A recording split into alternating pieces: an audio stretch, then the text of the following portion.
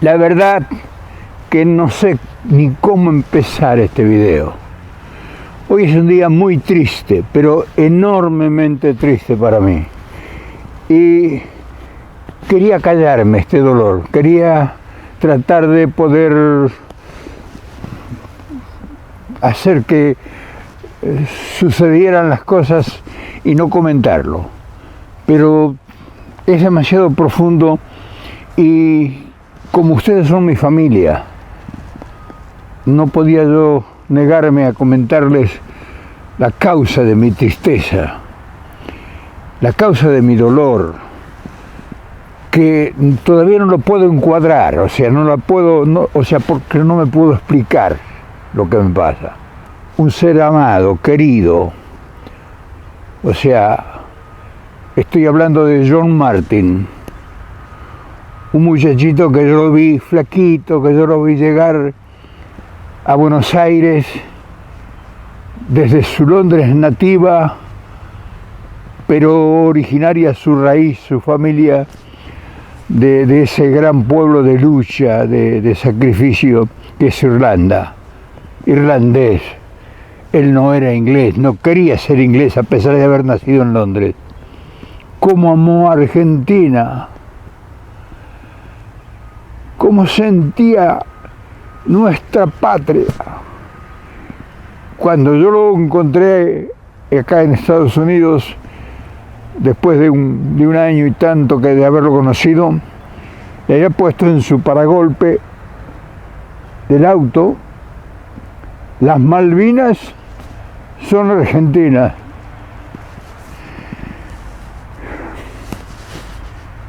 Y claro, son tantas las cosas que yo pudiera hablar de John Martin, que perdonen si se me agua la voz. Pero esto tiene que ser una historia de esperanza, no puede ser una historia de sumisión al dolor, a la angustia. Y por eso la quiero compartir, porque es una historia de un gran amor que tiene una historia digna de una película. Y no hay mejor homenaje para alguien que uno le tiene tanto admiración y respeto y que lo ve que se va, recordarlo como en sus mejores tiempos y en sus mejores luchas y en sus grandes triunfos y en sus grandes momentos, y habernos dejado a nosotros, a nuestra familia, la divinidad de un gesto de su presencia. Ahí nos quedan 2 nietos de él.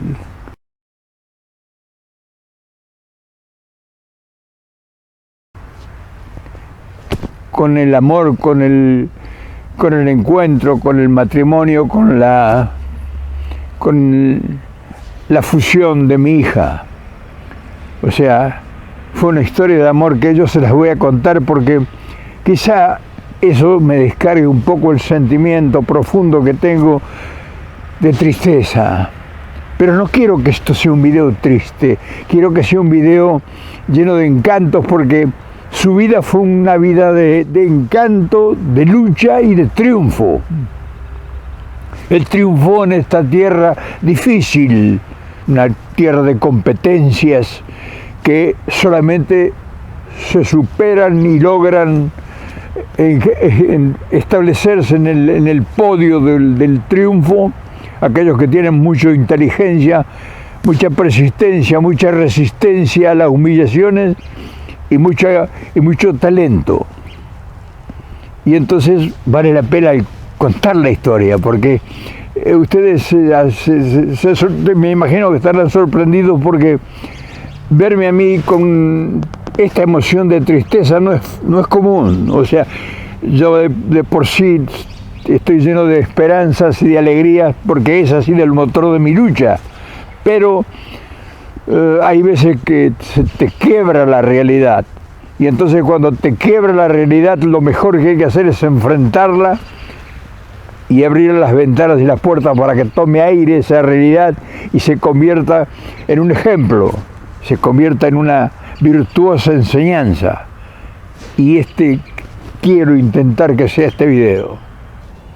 Y no podría tener mejor marco esta historia que mis amados bosques de Oregón, porque gran parte de la historia se deslizó en esta tierra, aquí, en todo esto que nos rodea, en estos espacios.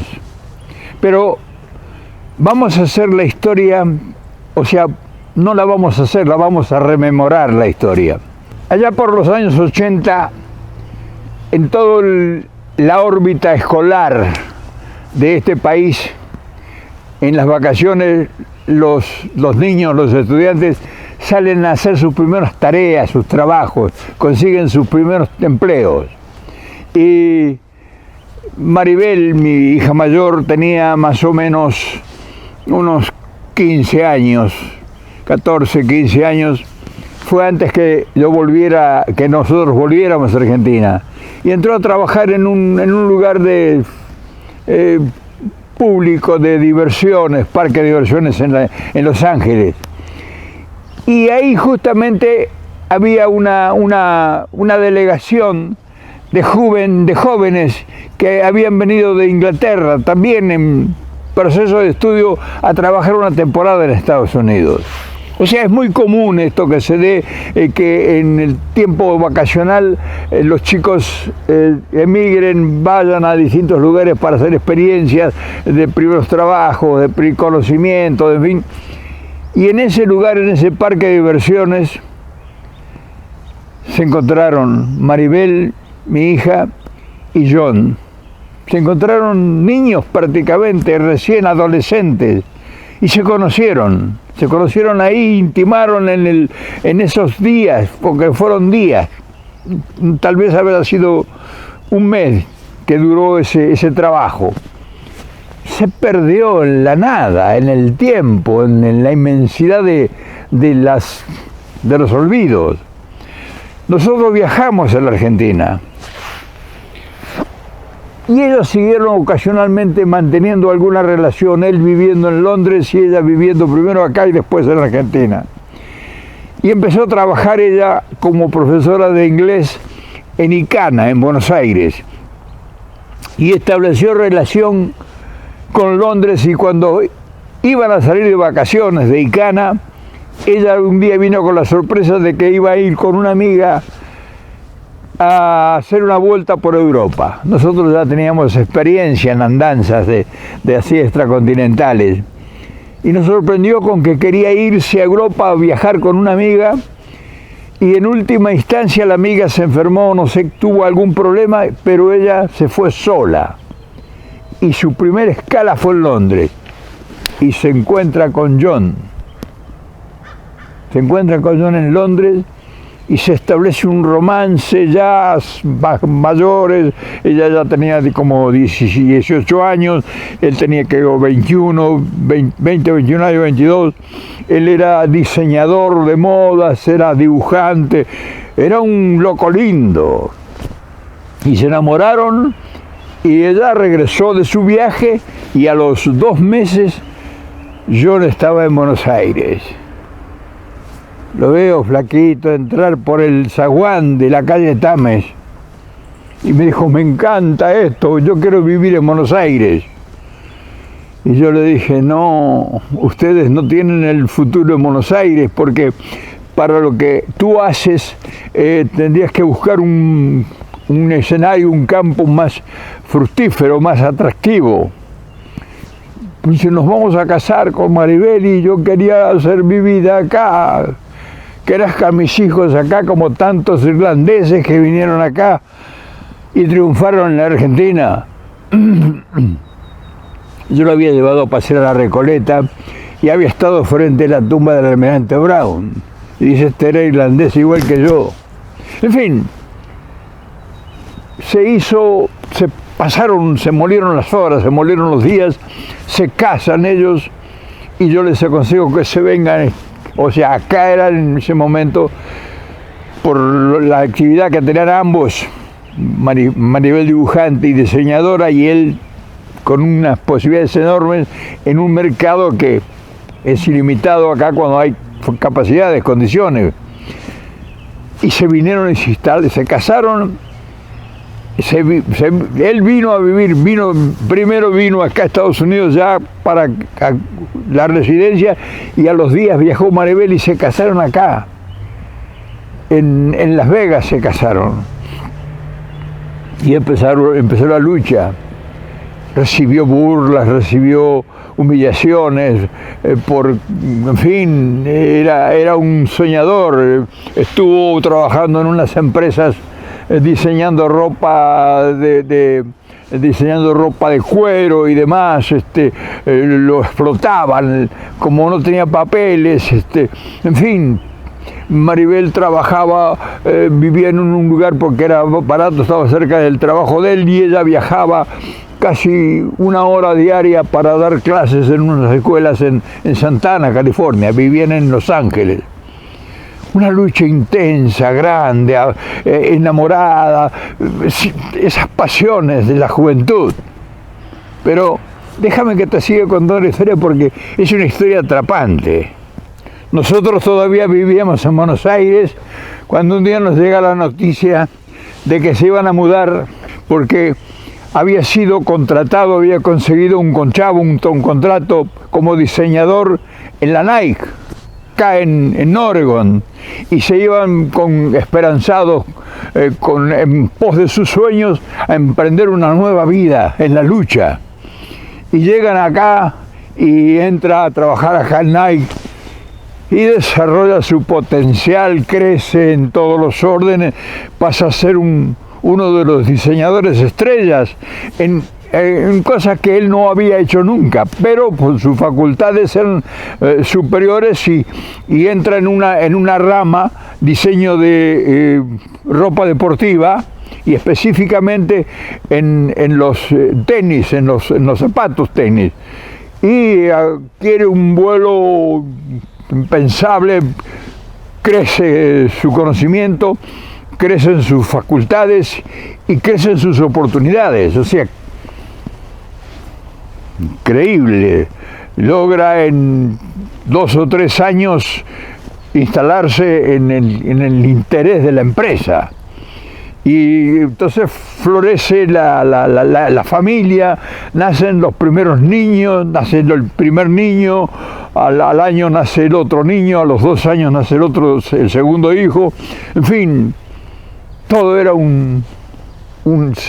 una potencia en marcha, una generación de cambios, y la bonanza, surgen las bonanzas económicas, pasas a recibir premios por sus capacidades, recibe bonos de la empresa, en fin, crece económicamente, adquiere preponderancia en todos los órdenes. O sea, lo marea el auge de sus capacidades, porque todo eso que se producía era producto de lo que él capacitadamente le hacía ganar a la empresa.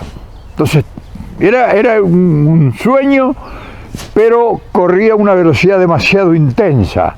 O sea, los triunfos a veces son dramáticamente, a veces trágicos. Y bueno, pero mientras esa carrera se da, es emocionante y apasionada. Y claro, nosotros lo veíamos ya, nosotros habíamos regresado, yo había una vez más, ya eran como 4 o 5 veces que había regresado derrotado de Argentina, es decir, se me había acabado el dinero que yo había hecho con tanto esfuerzo acá, y volvía una vez más a empezar de nuevo a esta tierra, que me ha cobijado siempre y que me ha dado la oportunidad de seguir siendo quien soy, porque cada vez que fui a Argentina nunca fui a ver si me daban un trabajo, fui a resolver problemas y a meter la mano al bolsillo e invertir en lo que fuere. Y claro, uno tiene ganas de hacer cosas y sabe que solamente puede hacer cosas cuando tiene independencia económica, y que cuando se acaba la independencia económica todo el mundo te huye. Cuando tú llegas todo el mundo te rodea y te llenan de halagos y todo. Pero bueno, esas son cosas naturales de la vida, y esa es parte de la lucha que a uno le da experiencia y sabiduría. Pero sigamos con la historia esta de amor. Florece el matrimonio, en fin. Pero ya te digo, esa velocidad, ya les digo, esa velocidad que impone el triunfo, sobre todo el triunfo en grande, porque un triunfo de pasar a ganar, de casi que vivir al día en Los Ángeles y humillado por unos, no eran americanos, eran unos extranjeros que lo explotaban, no vamos a decir de qué nación, y de repente pasa a ser una estrella y llega a ganar fortunas.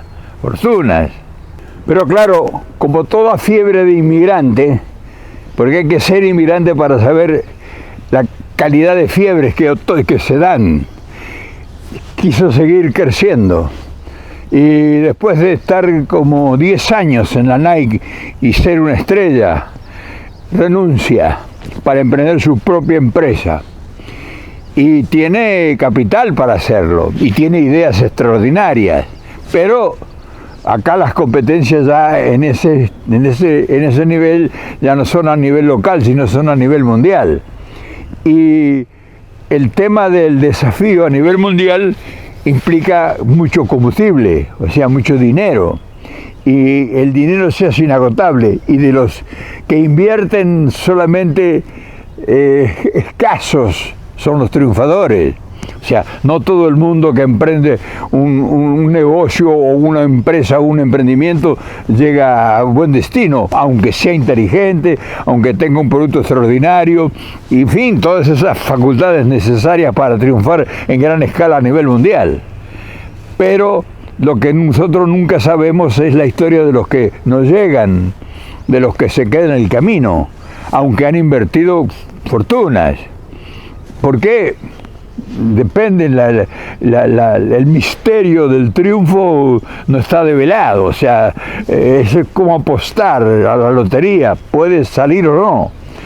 Y él fue uno de los ganadores y perdedores, y perdió en 2 o 3 empresas que tuvo, perdió una fortuna, para nosotros sería una fortuna inalcanzable a partir del trabajo en tan poco tiempo. Pero nunca decayó, o sea, siguió con ese entusiasmo y esa alegría, y claro, pero lo fue turbando. O sea, la lucha te enloquece. O sea, no sé si lo saben ustedes, pero es muy difícil mantener un ritmo de velocidad en la lucha y mantener el equilibrio.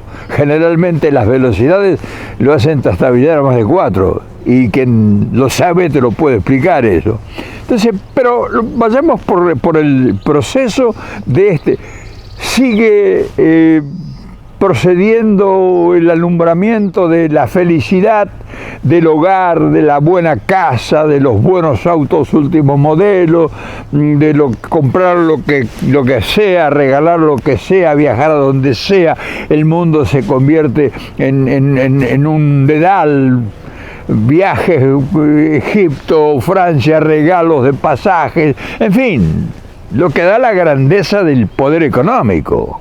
Pero claro, las altas velocidades requieren de fortalezas superiores, y él en el fondo seguía siendo aquel muchachito criado en los suburbios de Londres. O sea, tenía una de preparación académica muy buena, la había acrecentado y desarrollado, pero esa facultad lo volcó a un mundo de expectativas no previstas. Y entonces ahí es cuando te nacen distintos caminos, y mucha gente se pierde en esa lucha. Sigue el tiempo, se acrecienta el surgimiento, o sea, vuelve otra vez a recuperar su poderío, o sea, tenía muchas amistades, tenía gente que lo admiraba y lo respetaba, gente que invertía en él. O sea, no es una cosa de cualquiera, invertía porque era un hombre que proponía alternativas muy atractivas, o sea que no era una cosa común como es lo no nuestro. En él, como él convocaba con su presencia y sus ideas, realmente inversionistas de mucho fuste. Pero claro, se recomponía y Y la inversión, el mundo de la inversión, sobre todo en las nuevas tecnologías, es muy fugaz, es muy elemental, si se quiere, porque está todo depositado en ocasiones que a veces duran un rato. Entonces, eso se lleva cualquier sensibilidad concreta y fue desgastando todo su hábitat, su frente interno.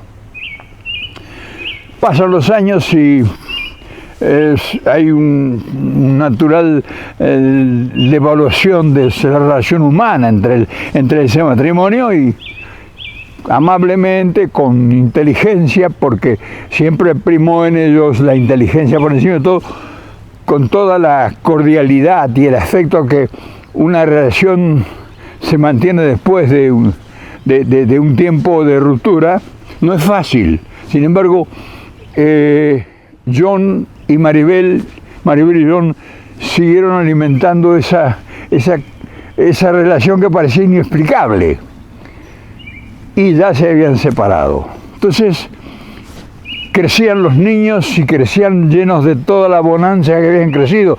Los niños nunca supieron de los enormes sacrificios que había realizado sus padres, pero ellos vivían en un mundo idílico. Y siguió por el tiempo y él siguió siendo el padre ejemplar que era. O sea, no fue un producto. Pero la relación afectiva pues sufrió el desencuentro natural que sufre cualquiera que tiene una intensidad de trabajo y de lucha y de sacrificio. Son naturales, es una cosa muy común en esto, que el empresario, el hombre de empresa o la mujer de empresa, pues tenga que lesionar su frente interno, su parte afectiva. Sin embargo, el afecto y el amor nunca desapareció.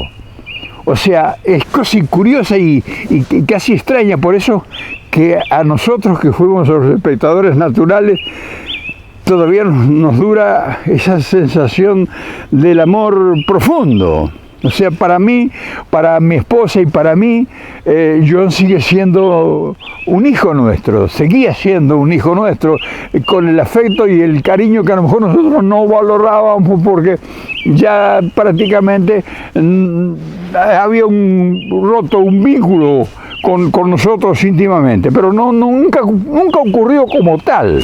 O sea, nunca sentimos nosotros que el hombre se había alejado de la familia, al contrario, lo vimos preocupado y lo vimos atendiendo a sus hijos y a su mujer que llegaban a ambas casas. Fíjense la importancia que tiene, llegaban a ambas casas sin necesidad de llave. O sea, ¿sabes lo que es tener la puerta abierta de la casa de tu ex? Y eso hay una gran, enorme confianza, a pesar de que cada quien tenía sus vidas. Ya habían conformado una vida distinta, pero había un respeto que era, para nosotros era extraño, porque solamente pasa en esos tiempos. Yo con mi mentalidad de Otelo no lo podía concebir.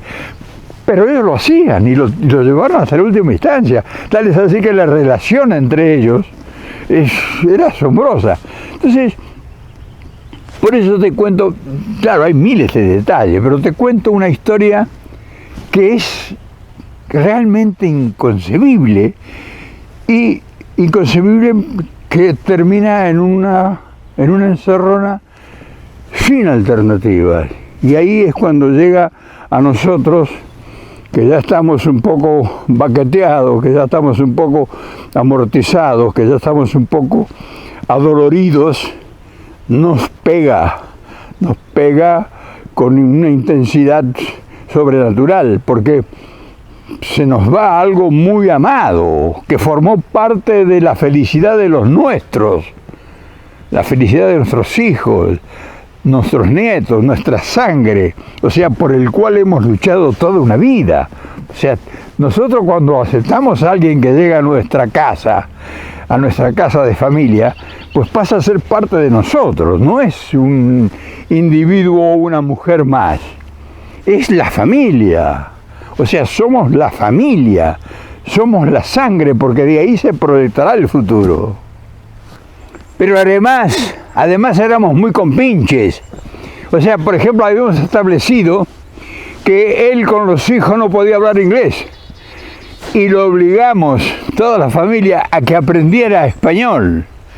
Y los hijos hasta último momento le hablaban a él en español y él no les podía contestar en inglés. O sea, cosas íntimas de una preponderancia extraordinaria. O sea, recuerdos, anécdotas, salpicones de cosas que son inolvidables y que hacen a la ternura de la gente, hacen a los valores inamovibles que se proyectan en el recuerdo y que son verdaderos paladines de una personalidad. Y claro, nosotros incluso hasta hicimos algunas aventuras en negocios. Por ahí construimos una casa, yo construí una casa de nuevo, compré un terreno con un montón de avatares que hubo que solucionar y que lo que habíamos establecido como ganancias se nos llevó en trámites y permisos y demás.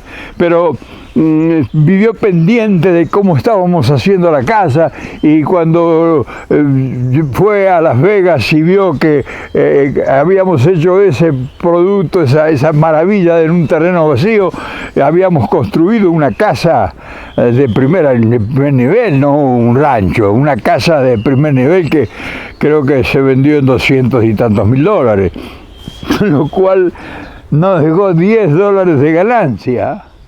Pero fue una lucha y un acercamiento y una motivación para querer hacer las cosas bien. O sea, no siempre que uno se propone hacer las cosas le salen bien. En fin, está lleno de recuerdos amados. No tengo ningún recuerdo malo, triste, que pudiera en algún momento decir, no, pero aquella vez. No, para nada. Fue un niño grande, fue un hijo más mío, de nosotros, un hijo más nuestro. John Martin, ¿dónde andarás, John? Por eso nos invade la tristeza, porque ya no está John Martin.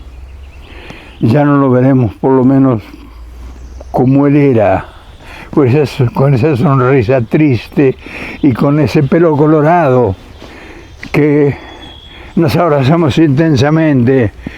Me decía, con su inglés me atravesó, me decía, ¿qué haces, boludo? O sea, cosas así, muy, muy íntimas, muy profundas, muy sentimentales, muy caras al recuerdo. Y claro, por eso uno está triste. Por eso cuando lo invade la tristeza uno tiene necesidad de compartirla. Porque la tristeza también es un bien común. O sea, la tristeza no es solamente para aprisionarla a uno y decir, voy a disfrutar de mi tristeza. La tristeza es el sentimiento que uno quiere que todo el mundo sienta lo que uno siente. Y a lo mejor a la gente no le importa, pero a ustedes les habrá pasado. Por eso yo creí que no estaba completa esta historia si no se las contaba. Y claro, el desenlace fue muy triste para nosotros. Es triste porque estamos en esto ahora, no es que pasó hace tiempo, estamos inmersos todavía en eso sin la resolución final. O sea, todavía no tenemos sus cenizas. Es triste, ¿no? En fin, perdóname si te traje, hermano, esta cosa que a lo mejor no tiene relación con todo lo que nosotros hemos venido haciendo, pero somos humanos. O sea, no somos androides, no somos ejemplares de otra dimensión, somos humanos y transitamos todas estas cosas, y no todo el mundo tiene la capacidad o la voluntad o el deseo o el desenfado de compartir estas cosas. Para mí, ese niño desgarbado, de pelo colorado, que yo vi entrar por el zaguán de la calle Tames 2232 en Buenos Aires, y que se convirtió en parte de nuestra familia, y en un valor extraordinario de lucha, de sacrificio, que pudo demostrarnos que se pueden hacer las cosas, que se puede triunfar en la vida a una cosa de un gran sacrificio, de sentir humillaciones.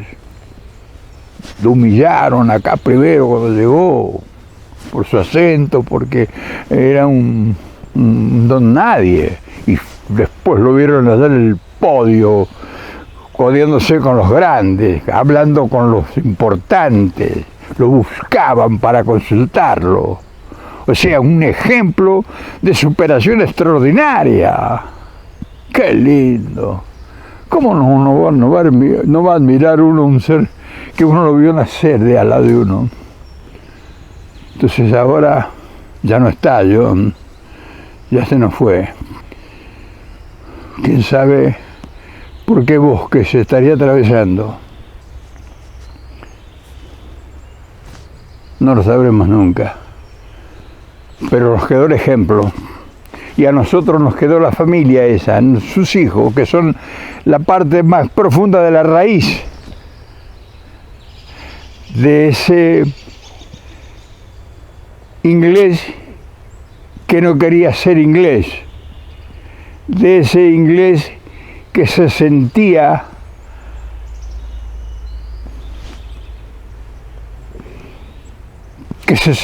irlandés y que quería ser argentino.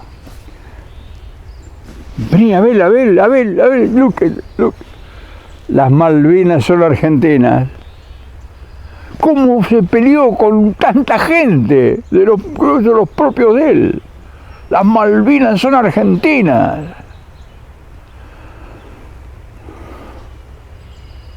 No les quiero presionar más. Quiero dejarlo que se vaya. Que lo acompañen los seres queridos que nos acompañan a nosotros, los maestros, los guías, esas fuerzas incontenibles que sabemos que existen y que todavía no tenemos la capacidad intelectual de verlas, pero sí sabemos que existen y que a las cuales les pedimos que lo acompañen.